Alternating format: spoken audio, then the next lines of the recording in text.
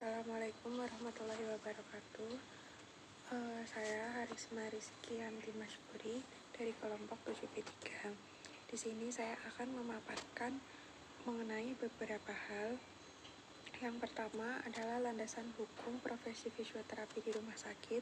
Yang kedua memaparkan mengenai STRF, SIPF, dan jati diri fisioterapi. Yang ketiga memaparkan mengenai manajemen fisioterapi berdasarkan surat edaran IFI pada bulan Maret 2020. Dan yang terakhir adalah memaparkan mengenai cita-cita saya sebagai karir fisioterapi. Langsung saja, untuk yang pertama adalah landasan hukum profesi fisioterapi di rumah sakit. Itu ada 4. Yang pertama adalah Peraturan Menteri Kesehatan Republik Indonesia Nomor 65 Tahun 2015 tentang standar pelayanan fisioterapi. Kemudian yang kedua ada Peraturan Menteri Kesehatan Republik Indonesia itu nomor 80 tahun 2013 itu tentang penyelenggaraan pekerjaan dan praktik fisioterapis. Nah, di sini ada berdasarkan pasal 1 dalam peraturan menteri ini yang dimaksud dengan fisioterapis itu adalah setiap orang yang telah lulus pendidikan fisioterapi sesuai ketentuan peraturan perundang-undangan. Kemudian fisioterapi adalah bentuk layanan kesehatan yang ditujukan kepada individu dan atau kelompok untuk mengembangkan, memelihara, dan memulihkan gerak dan fungsi tubuh sepanjang rentang kehidupan dengan menggunakan penanganan secara manual, peningkatan gerak, peralatan, pelatihan fungsi, dan komunikasi. Untuk yang ketiga adalah naskah akademik penataan sistem pelayanan fisioterapi pada jaminan kesehatan nasional. Kemudian yang terakhir adalah Undang-Undang Nakes nomor 36 tahun 2014. Kemudian adanya STR. STR merupakan surat tanda registrasi, yaitu bukti tertulis yang diberikan oleh konsil masing-masing tenaga kesehatan kepada tenaga kesehatan yang telah dilegalisir. STR biasanya berlaku sejak tahun seseorang tersebut lulus sampai dengan tanggal lahir orang tersebut, yaitu selama 5 tahun. Kemudian SIPF adalah surat izin praktek fisioterapi. Itu sendiri adalah bukti tertulis pemberian kewenangan untuk menjalankan praktik pelayanan fisioterapi secara mandiri dan atau pada fasilitas pelayanan kesehatan. Adapun persyaratan dari surat izin praktik fisioterapi sendiri, itu yang pertama adalah fotokopi ijazah profesi fisioterapi yang telah dilegalisir. Kemudian adanya fotokopi STRF, kemudian surat keterangan sehat dari dokter yang memiliki surat izin praktek, kemudian surat pernyataan memiliki tempat praktek pelayanan fisioterapi secara mandiri, kemudian pas foto terbaru ukuran 4x6 cm sebanyak 3 lembar berlatar belakang warna merah, kemudian rekomendasi dari Kepala Dinas Kesehatan Kabupaten atau Kota atau pejabat yang dituju. Dan yang terakhir adalah rekomendasi dari organisasi profesional. Selanjutnya, sistem kredensial itu adalah proses evaluasi terhadap fisioterapis untuk menentukan kelayakan pemberian kewenangan klinis. Nah, dengan begitu, kredensial berbicara tentang lingkup kewenangan yang dimiliki seorang fisioterapi sendiri. Kemudian hasil akhir dari kredensial itu adalah diberikannya surat penugasan klinis oleh direktur sesuai dengan jenjang klinis fisioterapis tersebut. Adapun prosedur untuk kredensial fisioterapis itu yang pertama, fisioterapis mengajukan permohonan kepada Ketua Komite Other Health untuk memperoleh rencana kewenangan klinis atau RKK. Kemudian, Ketua Komite itu menugaskan kepada subkomite kredensial untuk melakukan proses kredensial. Kemudian, subkomite kredensial membentuk panitia ad hoc dan media dan mitra bestari untuk melakukan review, verifikasi, dan evaluasi dengan metode yang telah disepakati. Selanjutnya, subkomite memberikan laporan kepada ketua komite hasil kredensial sebagai bahan rapat menentukan kewenangan klinis. Kemudian yang terakhir adalah seluruh proses kredensial dan hasil rapat penentuan kewenangan klinis selanjutnya dilaporkan secara tertulis oleh subkomite kredensial kepada ketua komite untuk diteruskan kepada direktur dan dijadikan bahan rekomendasi kepada direktur. Dan yang terakhir, direktur mengeluarkan SK penugasan klinis terhadap fisioterapis yang bersangkutan.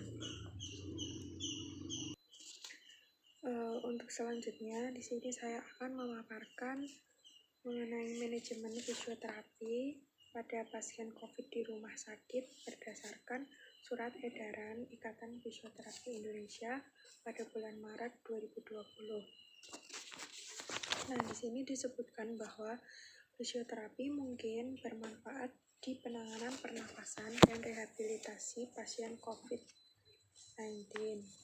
Meskipun batuk produktif menjadi gejala yang kurang umum, tetapi fisioterapi dapat diindikasikan pada pasien COVID dengan sekret saluran nafas yang berlebihan yang sulit dikeluarkan sendiri. Nah, fisioterapi sendiri berperan dalam intervensi latihan atau disebut dengan exercise, kemudian mobilisasi, dan rehabilitasi pada orang yang selamat dari penyakit kritis terkait dengan COVID-19 sehingga memungkinkan pengembalian fungsional untuk sebelum mereka kembali ke rumah. Untuk intervensi fisioterapi pada pasien COVID itu dikategorikan pada untuk saluran untuk pernafasan, kemudian muskuloskeletal, neurologis, dan kardiopulmoner. Untuk intervensi fisioterapi pernafasan itu ada yang meliputi teknik pembersihan jalan nafas.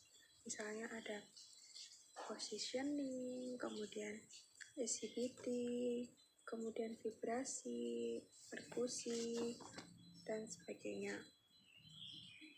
Kemudian ada non-invasive ventilation atau NIV dan intermittent positive pressure breathing atau IPPB. Misalnya IPPB untuk pasien dengan fraktur kosta. Aplikasi NIV sebagai bagian dari strategi pembersihan jalan nafas atau dalam manajemen kegagalan pernafasan atau selama exercise. Kemudian teknik untuk memfasilitasi pembersihan sekresi. Misalnya dibantu atau dirangsang untuk manuver batuk dan suction atau penyedotan saluran nafas. Kemudian ada persiapan latihan dan mobilisasi. Nah, di sini fisioterapis juga memainkan peran integral dalam pengelolaan pasien dengan tracheostomi.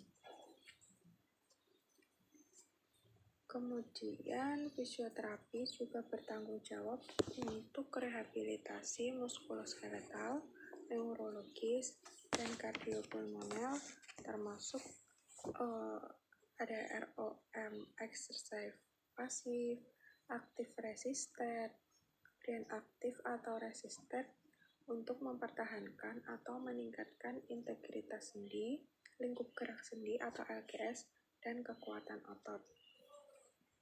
Kemudian mobilisasi dan rehabilitasi, misalkan bed mobility, kemudian duduk di tempat tidur atau half lying, kemudian keseimbangan duduk ke berdiri, berdiri ke jalan, kemudian tilt table, standing hoist, ergometri, ekstremitas atas dan bawah, dan program lainnya yang didesain oleh fisioterapi sendiri.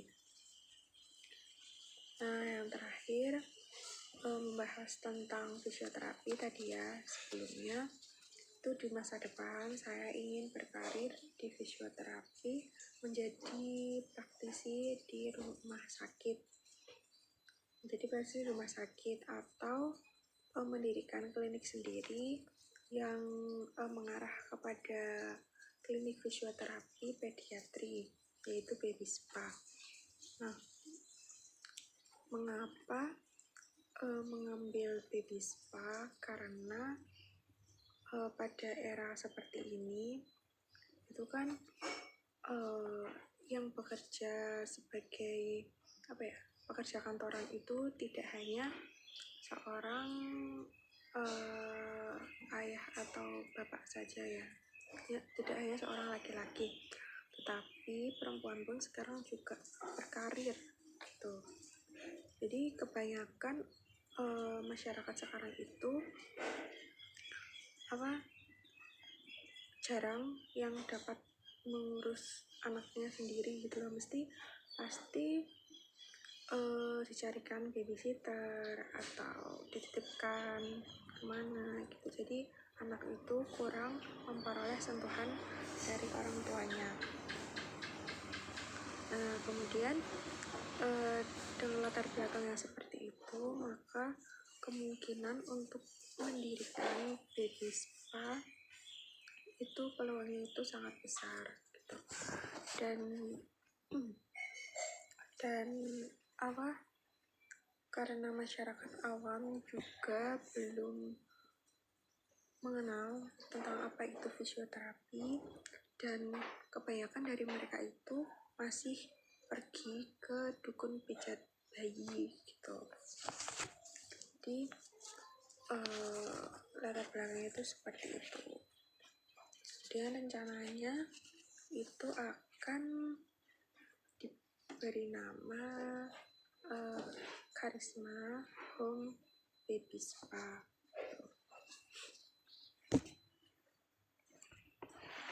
Mungkin cukup sekian dari saya, kurang lebihnya mohon maaf.